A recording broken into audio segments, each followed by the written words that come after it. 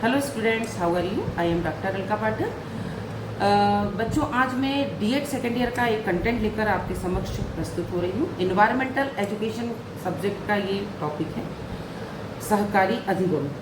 सहकारी अधिगम क्या होता है, पहले मैं इस कंसेप्ट को आपको समझाना चाहूँगी। देन उसके बाद सहकारी अधिगम के कौन कौन से गुण होते हैं इसको बताऊँगी। तो सहकारी अधिगम क्या होता है बच्चों?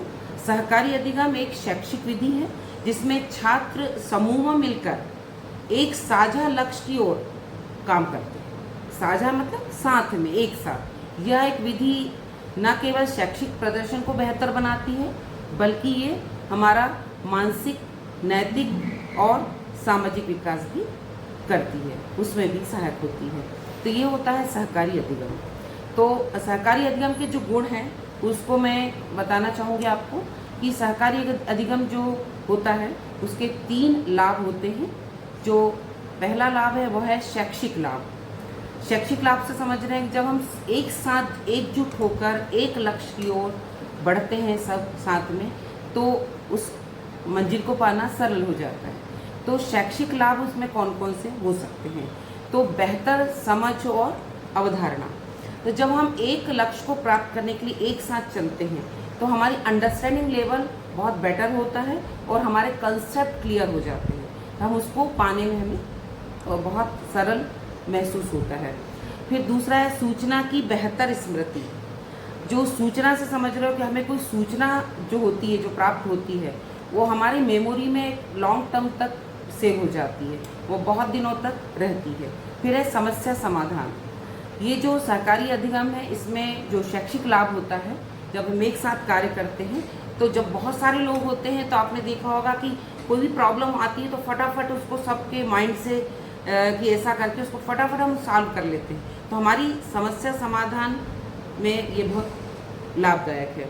फिर है आलोचनात्मक सोच, क्रिटिकल थिंक, कि जब हम कोई एक लक्ष्य को प्राप्त करने के लिए सब मिलकर जाते हैं तो हम क्रिटिकल एनालिसिस करते हैं। जैसे हमें कोई चीज़ सीखना है तो हमें ये लगता है ना जिसमें गुण क्या है और दोष क्या है, तो हम इस प्रकार से क्रिटिकल सोच रखते हैं उस कंटेंट के प्रति, उस विषय के प्रति, और तब हम उसको लर्न करते हैं। दूसरा है सामाजिक और मानसिक लाभ। दूसरा है सामाजिक और मानसिक लाभ। तो सामाजिक और मानसिक लाभ से मतलब मनुष्य एक सामाजिक प्राणी है, समाज में रहता है, तो समाज के साथ उसको रहकर कार्य करना है और उसका मेंटल जो मानसिक रूप से उसको बिल्कुल रेडी रहना है। इसमें संचार कौशलों में वृद्धि। तो संचार कौशलों में वृद्धि मतलब जो हम कम्युनिकेशन करते हैं, जो संचार करते हैं, उस संचार में हमारे ये मददगार होता है। दूसरा है आत्मसम्मान। जब हम सहकारी अधिगम की बात करते हैं तो जब हम एक साथ कार्य करते हैं तो हमें रिस्पेक्ट मिलता है, सम्मान मिलता है, क्योंकि उसमें बहुत सारे माइंड मिलकर वो कार्य करते हैं, तो हमें वहाँ पर रिस्पेक्ट मिलता है। फिर आत्मविश्वास। जब हम सभी लोग का मत ऐक्य रहता है, सबका मत रहता है, एक साथ सब साझा होकर कार्य करते हैं, साझा लक्ष्य की ओर जाते हैं, तब हमारा कॉन्फिडेंस भी डेवलप होता है और हम कार्य के प्रति बहुत एग्रेसिव भी होते हैं। समूह जिम्मेदारी।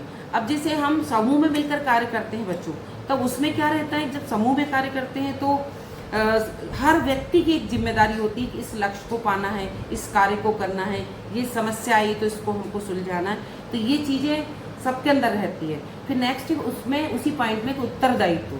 सबका अपना उत्तरदायित्व होता है। कोई ऐसा नहीं बोल सकता कि मुझे नहीं मालूम, मुझे नहीं पता, क्योंकि वो ग्रुप बना हुआ है। जब ग्रुप के साथ काम करते हैं, सब मिलकर काम करते हैं, तब वो सबका उत्तरदायित्व होता है, सबकी जिम्मेदारी होती है कि अगर वो यूनिट में कोई गड़बड़ हो रही है या कोई समस्या आ रही है तो सबका उत्तरदायित्व होता है। फिर थर्ड है समग्र विकास।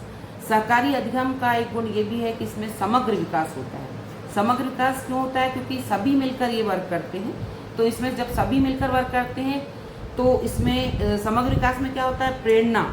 हमें प्रेरणा मिलती है कि हमें क्या करना है, आगे कैसे बढ़ना है, अगर हमने ये वर्क कर लिया तो दूसरे करने के लिए हमें क्या करना है, और मोटिवेशन हमें मिलता है। फिर भागीदारी, क्योंकि सभी लोग इसके साथ सहभागी होते हैं तो इसमें भागीदारी का भी एक महत्वपूर्ण योगदान होता है। समाज में समावेशिता।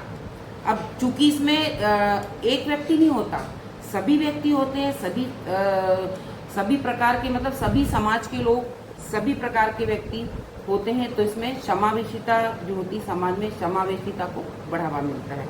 तो बच्चों, मैंने आज आपको सहकारी अधिगम क्या होता है और उसके गुणों के बारे में चर्चा की। बच्चों, आज के लिए इस वीडियो में इतना ही। Thank you so much.